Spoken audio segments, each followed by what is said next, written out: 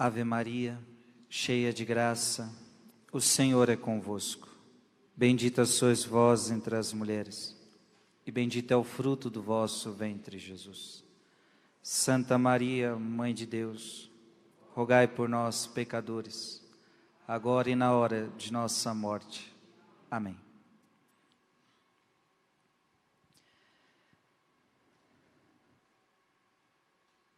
Quarta-feira, toda quarta-feira nesse nosso retiro quaresmal, nós iremos meditar sobre família. É um tema urgente a ser tratado nos dias de hoje, porque cada dia mais a família tem sido destruída, a família tem sido atacada. Cada dia mais nós estamos vendo pessoas que estão indo despreparadas para um casamento. Essa pregação de hoje ela vai ser maravilhosa. Para aqueles que já casaram, talvez vão recordar dos seus erros do passado. E vão ver talvez porque estão colhendo coisas ruins hoje. Porque quem planta coisas ruins vai colher coisas ruins. Agora, para aqueles que não casaram ainda, essa pregação vai ser excelente.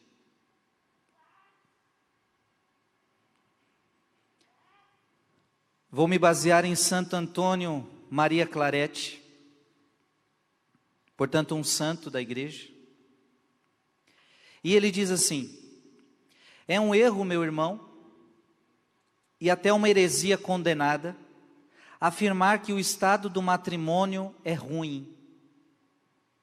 Seria um erro a gente dizer que o matrimônio não presta. Seria um erro a gente dizer assim, só os padres é algo bonito, o matrimônio não. Seria um erro muito grande. Seria um erro gigante. Santo Antônio chega a dizer, seria uma heresia. O matrimônio é uma riqueza, até porque nenhum padre pode vir ao mundo se não tiver um matrimônio, se não tiver um casal. Não há dúvida de que o de virgindade ou continência são os mais perfeitos. É claro, aquelas pessoas que se abstêm do casamento por amor ao reino dos céus, parece algo mais perfeito, algo lindo, algo sobrenatural. Mas isso não impede que o matrimônio também seja santo,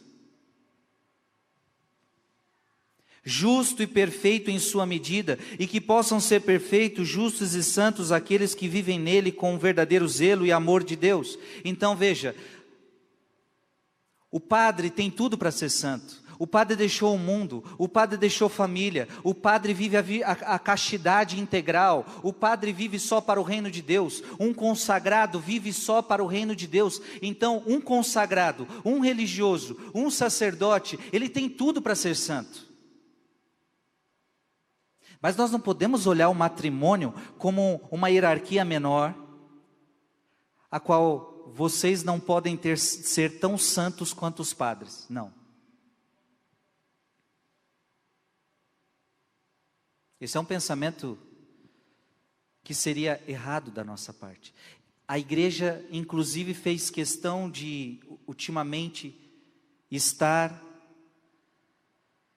elevando aos altares casais. Como, por exemplo, os pais de Teresinha do Menino Jesus. Assim como a Teresinha é uma grande santa, a igreja também reconheceu que, assim como Teresinha é uma grande santa, também o pai e a mãe geraram aquela santa. E se a gente parar para pensar, talvez Teresinha não tivesse sido santa se não tivesse pais santos.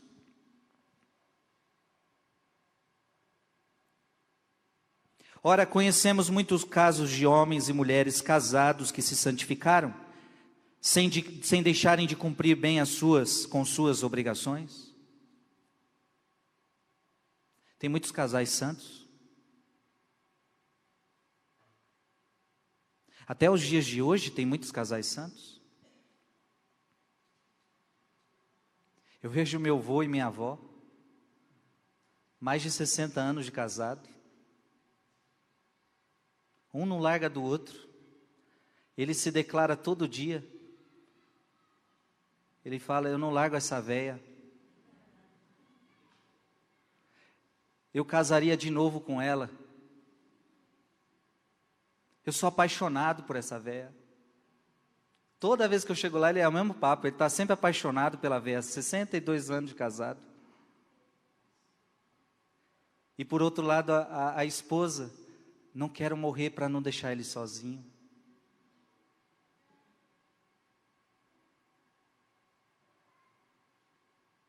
Eu vejo minha mãe e meu padrasto, por exemplo, nunca vi eles brigando.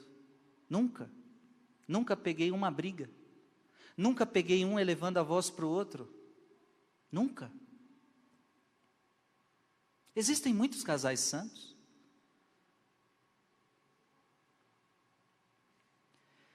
Este estado é santo por ser obra de Deus.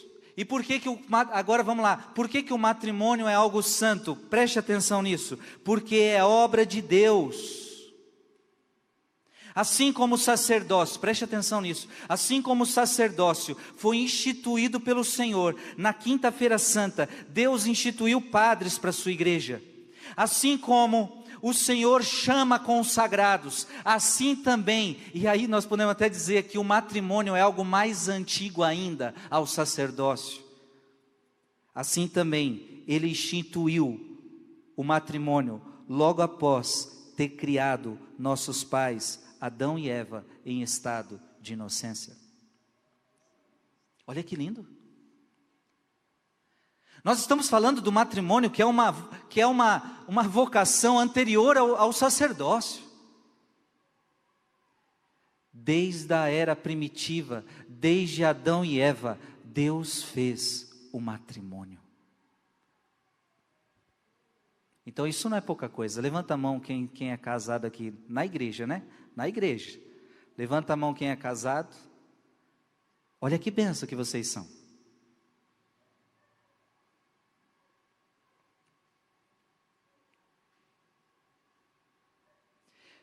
Além de ter criado em Adão e Eva, depois Ele confirmou depois do dilúvio, e por meio da lei da graça o elevou a sacramento, fazendo dele um dos 7 sacramentos. Então aí Ele foi confirmando, o casamento não foi desfeito. Deus poderia em determinado momento, preste atenção, Deus poderia em determinado momento ter desfeito o casamento. Falava: esse negócio não dá certo não. Vocês não dão conta de viver juntos. Não, Deus manteve o casamento e mais, com Jesus Cristo, Ele elevou o casamento a um sacramento. Repete comigo: matrimônio é sacramento. Isso é forte. Eu falo do sacramento, eu tenho um sacramento da ordem, eu sou padre, mas quem é casado também tem um sacramento. O sacramento do matrimônio. Além disso, o Filho de Deus vindo à terra para redimir o gênero humano. Olha que lindo isso. Santo Antônio, Maria Clarete diz: além de redimir o gênero humano, Jesus quis nascer de uma mulher casada.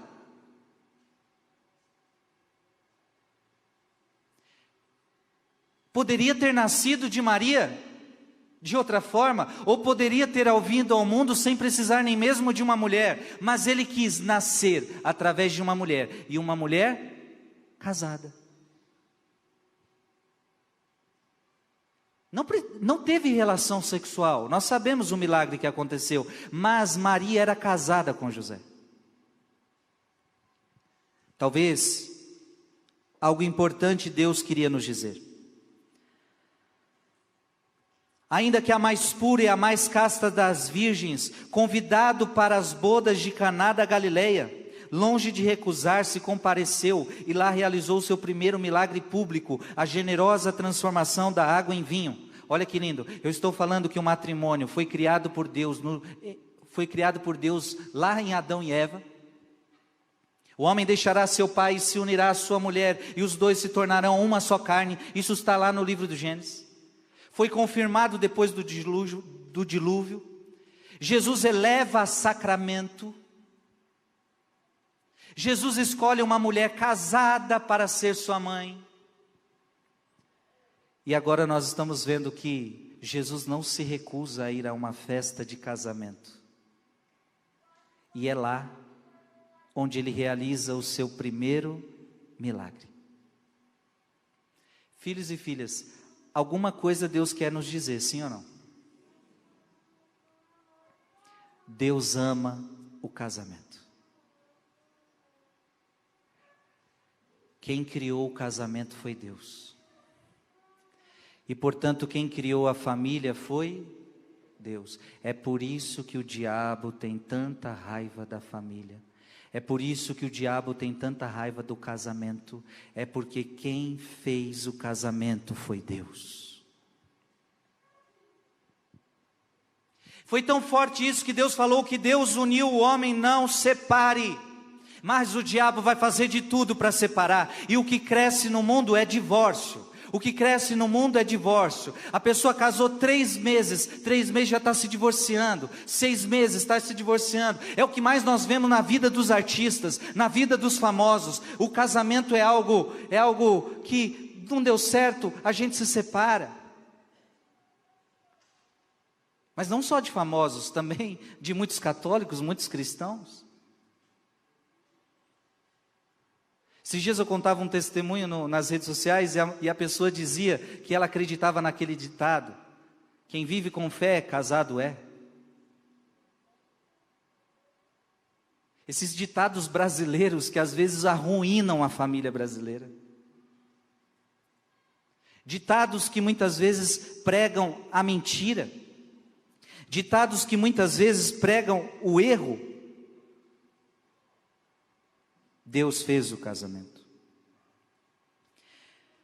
E esse estado não é santificado apenas por sua instituição antiga e sua elevação a sacramento, mas também por seu significado.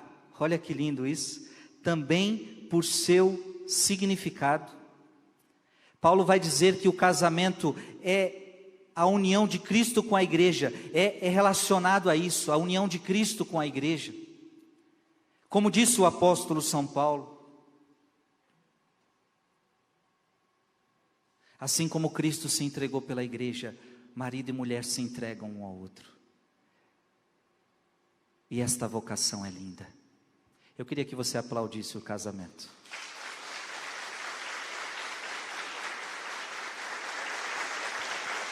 Aplauda o casamento, aplauda o seu casamento, aplauda a tua família. A tua família é de Deus, o teu casamento é de Deus. E toda vez que você pensou em separar, era o diabo muitas vezes atormentando.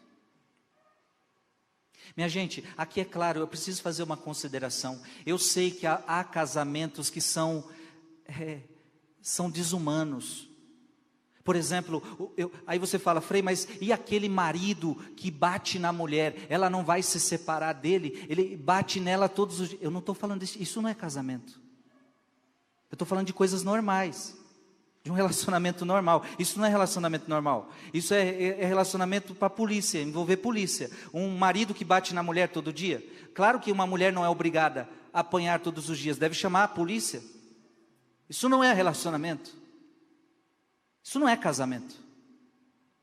Isso é violência. Eu estou falando um relacionamento normal. Claro, às vezes, e aí o casal tem aquelas discussões, tem aqueles desentendimentos. Eu estou falando de uma vida dentro dos padrões. Existem algumas exceções. Então, se Deus criou o casamento, é algo muito sério. E depois Jesus instituiu como sacramento, então é algo muito sério. Ah, se os noivos pudessem avaliar bem o significado. Tem algum noivo aqui? Levante a mão. Tem noivos aqui? Tem uma tímida ali. Tem outros ali atrás. Ah, se os noivos pudessem avaliar bem o significado. A instituição e a elevação do matrimônio à categoria de sacramento. Certamente eles se preparariam melhor para recebê-lo, pois sabe-se que os sacramentos dão a graça segundo as disposições de quem o recebe. Ah, se todo mundo soubesse o que é casamento, você se prepararia melhor para isso. Eu, para ser padre, saí de casa com 18 anos de idade. Me formei, estudei praticamente 10 anos para ser um sacerdote. Eu me preparei para isso. Foram muitos anos de estudo, foram muitos anos de trabalho, foram muitos anos de dedicação, foram muitos anos de purificação da alma para ser padre, para ser um bom padre. Para casamento, as pessoas também tinham que se preparar da mesma forma. E por isso que o namoro é preparação para o casamento, o noivado é preparação para o casamento. Mas o que nós estamos vendo hoje é que muita gente está se casando sem estar devidamente preparado para aquilo. Não sabe, não tem consciência do que está recebendo. Vai para o curso de noivos, que hoje em dia é um dia só, vai com má vontade. Ai, tem que fazer curso de noivos, tem que ficar lá um dia inteiro nessa igreja, eu tenho um compromisso, eu tenho que fazer. Você só tem que participar um dia de um curso e vai reclamando.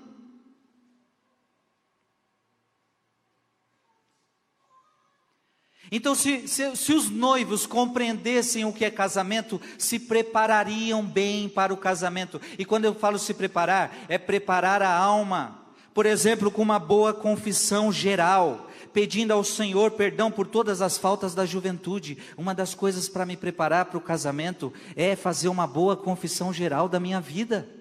Quantos vão se casar e nem se confessaram?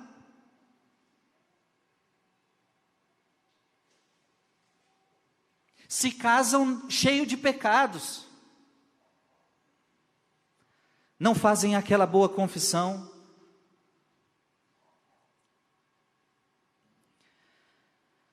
Não se tornariam indignos da graça matrimonial, como muitos infelizmente se tornam, cometendo pecados em seus tratos ilícitos. Ora, não basta dizer, nos casaremos depois. Não. Essa desculpa tem tanto valor como a do ladrão de uvas, que roubando-as de uma propriedade alheia, viesse a dizer que já tinha intenção de comprá-las.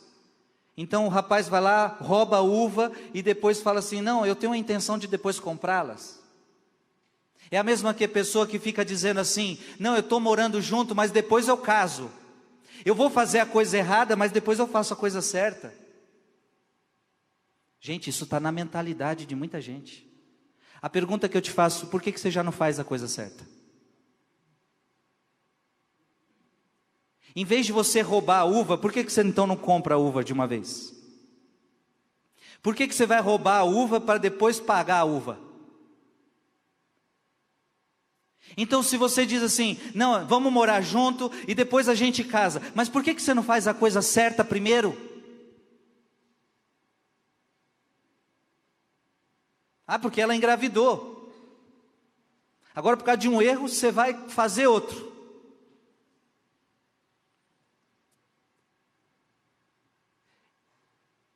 Quantos estão vivendo no erro há anos? Porque um dia aceitaram essa condição. Não, vamos começar assim. Depois a gente casa. Esse depois já faz mais de 10 anos. Cada hora é uma desculpa. Hoje eu não tenho certeza se eu te quero, amanhã não temos dinheiro, agora estamos doentes, agora os padrinhos estão longe, agora minha família está não sei na onde, e não sei o que, e não sei o que, e você vai dando desculpa, e você vai dando desculpa, depois a gente casa. Quantas pessoas estão vivendo essa situação?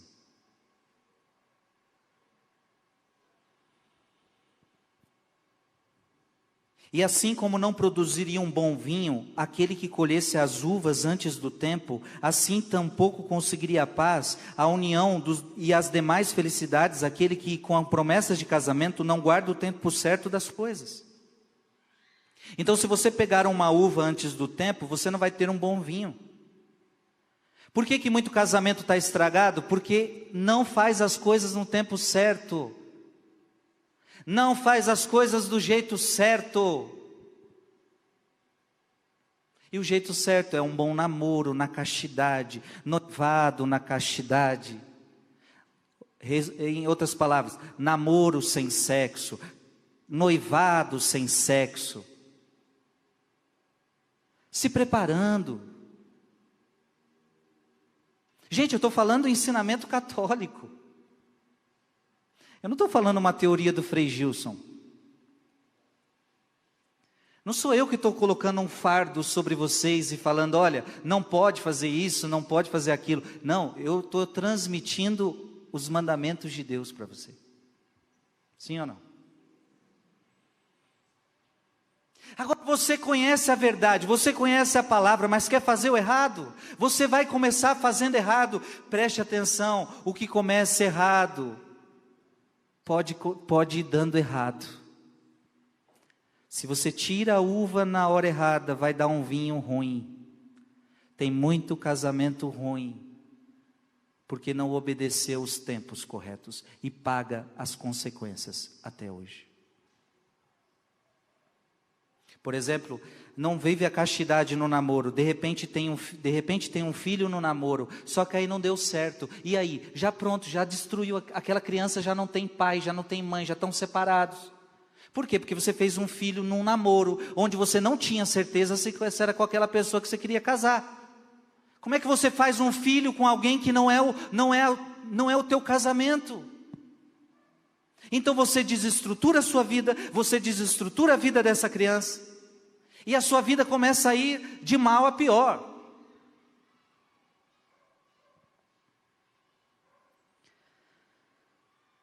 Portanto, todos aqueles que desejem alcançar tal graça devem dispor seu coração para bem recebê-la.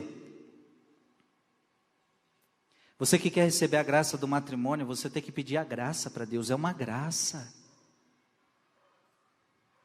Pedindo a Deus, Ele não lhe recusará, desde que participem da missa com a bênção nupcial. Esta que é uma importante ocasião de súplica de graça a Deus, isto é, um pedido para que o matrimônio torne os esposos santos, que lhes infunda o amor divino, que lhe dê força para suportar os trabalhos do seu novo estado de vida, que abençoe os frutos do casamento e que lhes encha das bênçãos do céu. Para o casamento eu preciso pedir a graça de Deus. Papais e mamães, é preciso ensinar os filhos a graça do casamento, porque senão os filhos vão casando despreparados. E casamentos despreparados bagunça toda a família. E aí por isso que nós vemos uma geração do jeito que está, toda bagunçada, toda desorientada. O demônio, desejando a ruína e perdição das almas, procura fazer com que os fiéis não compreendam a virtude dos sacramentos e os recebam em pecado, sem fervor nem devoção. O que o demônio quer? Que as pessoas se casem em pecado. O que o demônio quer? Que as pessoas se casem sem entenderem o que estão fazendo. O que o demônio quer? Que as pessoas casem sem fervor, sem devoção. Então, eu vou ser sincero, já falei isso muitas vezes. Uma das minhas maiores dores é celebrar casamento. Você não gosta de celebrar casamento? Eu gosto de celebrar casamento de quem eu conheço. Em outras palavras, de pessoas que têm fé. Porque quando você vê que se casa pessoas que têm fé, você vê, é bonito celebrar um casamento. Claro que é bonito, claro que eu gosto. Mas a maior parte, a gente vê as pessoas olhando para o padre, mas está preocupada com a câmera, está preocupada com a foto, está preocupada com o vestido, está preocupada com não sei o quê, e as mulheres tudo com os decotes no casamento. E aí você vê que o povo está tudo sem saber onde está, caiu de paraquedas aqui dentro da igreja, veio, qual é o endereço, pararam de paraquedas aqui, e aí tem hora que você tem que falar, vocês estão dentro de uma igreja, minha gente. Vieram com as roupas tudo errada, parece que não sabem o que estão fazendo aqui, e não vê a hora de aqui acabar, porque o mais importante não é dentro da igreja, o mais importante é a festa, sendo que o mais importante é o que está acontecendo aqui, sendo que o mais importante é o que está acontecendo no altar. Faz isso porque sabe que estes benefícios são espirituais. É preciso recebê-los com fervor e boa vontade para que deles se tire o melhor proveito. Ora, se o matrimônio é uma graça espiritual, eu preciso ter disposições espirituais para recebê-lo. É assim que com astúcia diabólica, muitas vezes o demônio prepara desordens consideráveis por ocasião da celebração das bodas. E o demônio, quando pega casais assim, o demônio já começa a fazer a festa. Olha, tem festas de casamento que já são verdadeiras celebrações, não para Deus, não para aquele casal, mas para o capeta. E o próprio santo vai falar, para você não falar que sou eu que estou falando, o próprio santo vai falar. Vou repetir, é assim que com astúcia diabólica, muitas vezes o demônio prepara desordens consideráveis por ocasião da celebração das bodas, tais como despesas excessivas. A pessoa, para a sua festa de casamento, ela quer fazer a festa de arromba. Ela quer fazer a festa, nem que ela fique com juros no banco até. E ela quer fazer aquela festa para mostrar. E começa a ter gastos excessivos. Conhece isso? Já viu isso, sim ou não?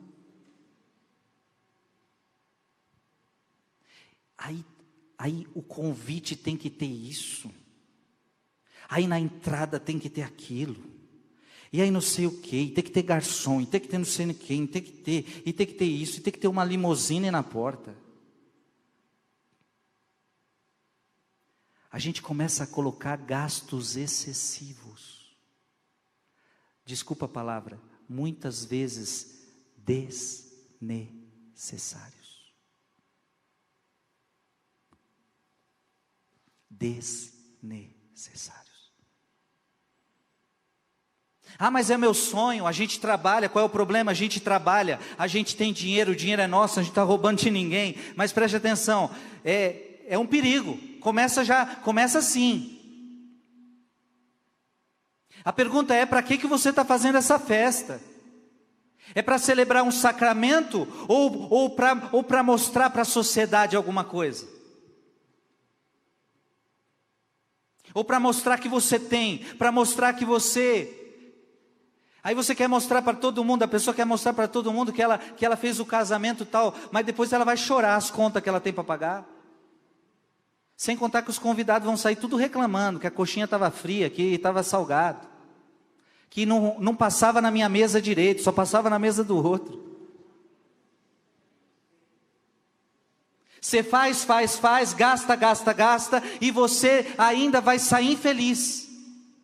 E é talvez Deus mostrando para você que você cuidou do menos importante. E deixa eu falar, tem muita gente que não casa até hoje, porque está pensando na festa de arromba. E porque você está pensando na festa de arromba, você não casou. Está errado.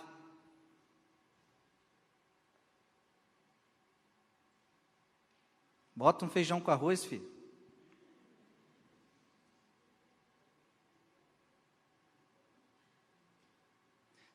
Na pandemia eu fui celebrar alguns casamentos e o casal católico falou, não, nós vamos casar mesmo na pandemia, mesmo que não possa ter festa. Terminou o casamento, disse para o povo assim, ó, tchau, vamos comer na casa de vocês. Porque quem diz que é obrigado? O mais importante é o que aconteceu aqui, vocês foram convidados para isso, agora tchau.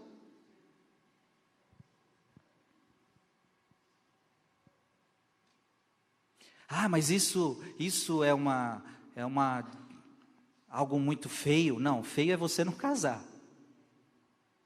Feio é você depois ficar com juros, com problema financeiro por causa disso. Feio é você demorar para casar por causa disso. Feio é você gastar além do necessário. Isso é o santo que está falando. Tais como despesas excessivas, diversões repreensíveis e escandalosas. E aí coloca na festa do casamento as diversões que não agradam a Deus. Ora, mas você acabou de casar na igreja, agora você vai fazer o barraco. É por isso que na minha igreja aqui, eu tenho um salão maravilhoso. Mas não dou salão para ninguém casar, para festa nenhuma. Até porque ninguém aceitaria minhas exigências. Primeira coisa que eu ia falar, não vai poder ter música mundana, bebidaiada, não vai poder ter nada disso. Então não. Eu falei, para não ter problema é melhor.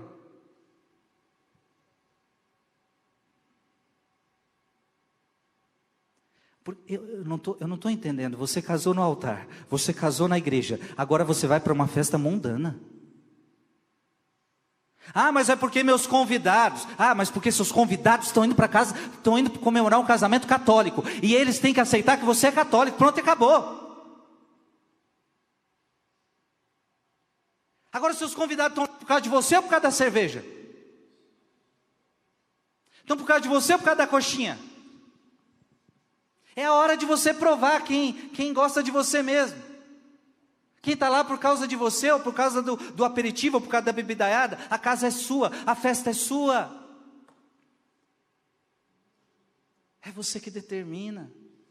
E você deveria determinar com Deus. Banquetes onde muitas vezes impera o pecado do excesso. Então, chegou na festa do casamento, eu já vou encher a pança, vamos comer e beber até não aguentar mais.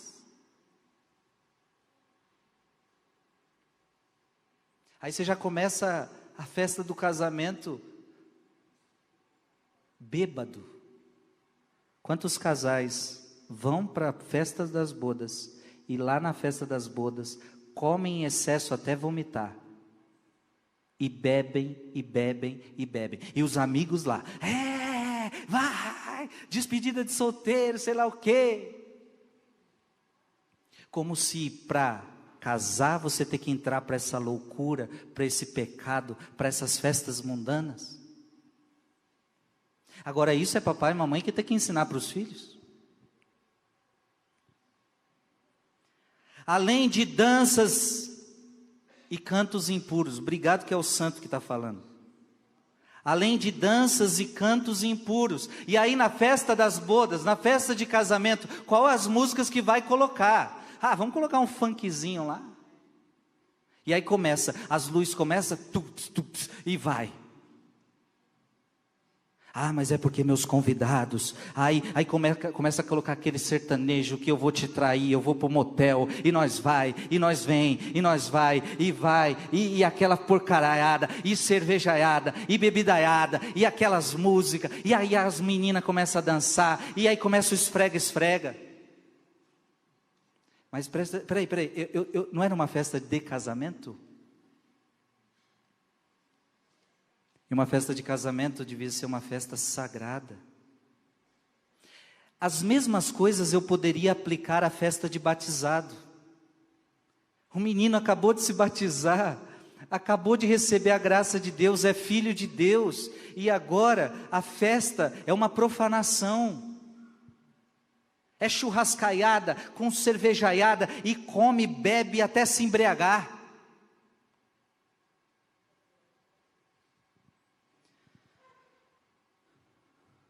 Danças, cantos impuros, que só servem para incitar atos reprováveis. O que faz um canto impuro? Ele incita atos reprováveis. O que faz uma dança impura? Incita atos reprováveis. Ora, uma mulher que começa a dançar sensualmente, vai despertar o que em quem está vendo? Atos maliciosos dos homens. O que uma música impura leva? Leva a atos impuros, a pensamentos impuros. Talvez tenha gente que está assistindo esta homilia, está dizendo, mas isso é exagero. É que eu estou te ensinando como que é um casamento cristão. E como deveria ser uma festa cristã. É uma festa de um casamento feito na igreja. E esses atos vão produzindo verdadeiras ruínas espirituais. Ai daquele edifício em que Satanás põe a primeira pedra. Repete comigo. Ai daquele edifício em que Satanás põe a primeira pedra. Primeiro dia do casamento, Satanás já colocou a primeira pedra.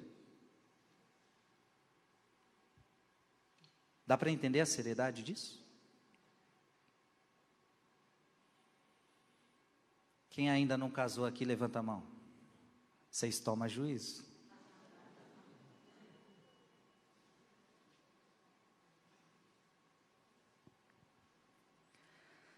A casa mal fundada não tarda a ruir. Disse Jesus Cristo nosso Senhor, e certamente não se pode edificar bem uma casa quando seus alicerces estão assentados sobre o pecado. As desgraças são incontáveis, porque sobre elas tem grande poder o demônio Asmodeus. Olha o que o santo está dizendo, que sobre estas pessoas que não levam a sério o casamento, tem sobre elas grande poder o demônio Asmodeus. Conforme disse o arcanjo Rafael, e com isso também estão perdidos os bens temporais, a saúde e a própria vida, tanto para eles como para os seus descendentes. O santo está dizendo que um casamento que é feito da forma errada, do jeito errado, de pecado em pecado, pode ir atraindo maldição para a sua vida, maldição para o seu casamento, maldição para a sua vida financeira, maldição para a sua saúde. O demônio Asmodeus tem poder sobre essas pessoas.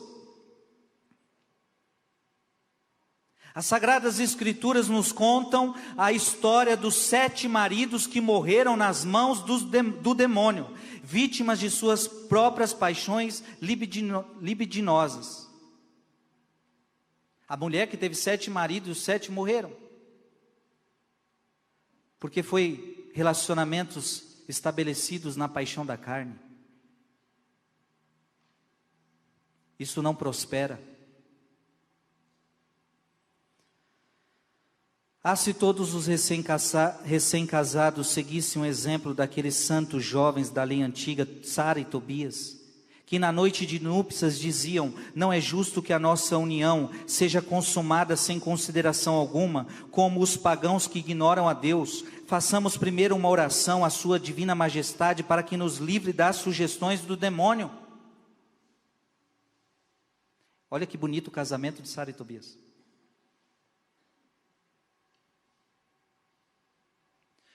Todos que se uniam com aquela mulher no pecado morriam, porque tinha poder sobre eles o demônio Asmodeus.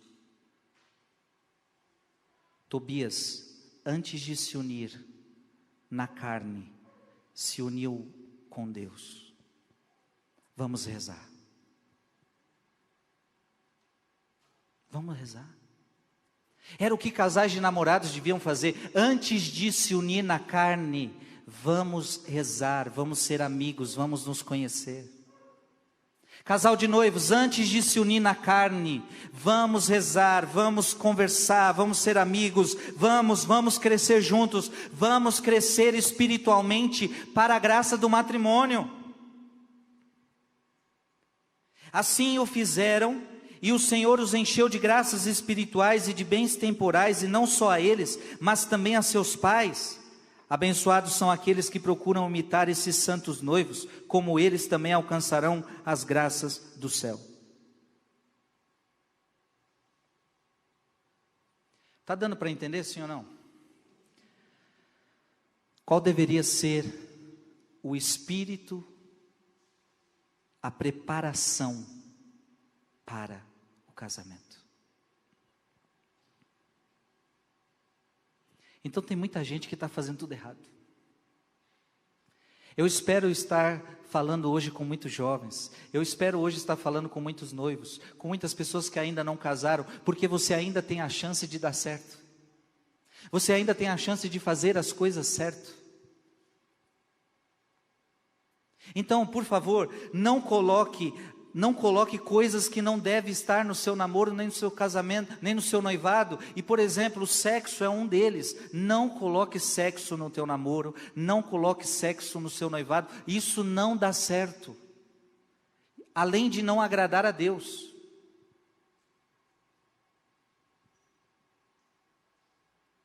Além de não agradar a Deus.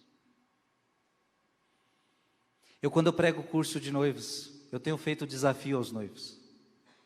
Esses dias eu preguei para 24 noivos, curso de noivos. Eu perguntei no curso de noivos, levanta a mão, quem de vocês aqui já está morando junto? Os 24 levantaram a mão. Então a pergunta foi diferente. Quanto tempo você está? Quantos filhos você tem? E eles começaram a falar quantos filhos tinham, quanto tempo estavam juntos. Ali tinha casais até de mais de 30 anos de convivência. Mas graças a Deus, ouviram a voz de Deus e falaram, nunca é tarde para casar, nós vamos nos casar. Mas chegando lá eu fiz um desafio mais provocador. E eu disse a eles, vocês têm consciência que vocês estão no pecado? Sim, até por isso que nós estamos aqui. Só que quando você marcou o seu casamento, nós estamos em abril, você marcou o teu casamento para quando? Para dezembro, eu marquei para abril do ano que vem, eu marquei para não sei quando. Então, a minha proposta para vocês é que até o dia do casamento, vocês se afastem das camas, vocês separem corpos e vivam na casa como amigos. É possível? Se vocês querem viver em Deus, é possível. Foi lindo de ver. Foi lindo de ver. Já começaram a comprar colchão, porque o outro foi dormir na sala. Esses dias também eu recebi um outro caso semelhante. Ouviram uma pregação, quiseram mudar de vida, estavam próximo do casamento, mas não queriam mais viver no pecado, e a gente propôs isso. E aí eu falei, olha, só tem é um caminho que vocês podem fazer até o dia do casamento. E eu falei, mas eu não quero que vocês falem aqui na minha frente, porque não adianta falar aqui na frente do padre, né? Então vão se acertar vocês dois, saiam daqui, vão conversar, vão se entender. E aí voltaram, dizendo, não, nós vamos comprar um outro colchão. A gente vê que esse é o melhor caminho. Vocês estão felizes por essa decisão? Estamos. Quanta gente também está fazendo isso. Quanta gente quer viver na graça, quanta gente quer viver na bênção. Quanta gente cansou de viver no pecado. Cansou de fazer as coisas erradas. Tudo que começa errado tende a dar errado. o que começa certo tende a dar certo. Amém? Essa pregação foi para você entender o valor do matrimônio e as disposições para recebê-lo. Que vocês tenham corações e ouvidos abertos para ouvir tudo que Deus orientou aqui hoje. Amém? Ave Maria, cheia de graça, o Senhor é convosco.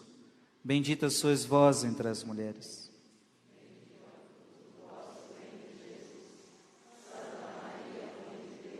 Rogai por nós, pecadores, agora e na hora de nossa morte. Olha que bênção, nós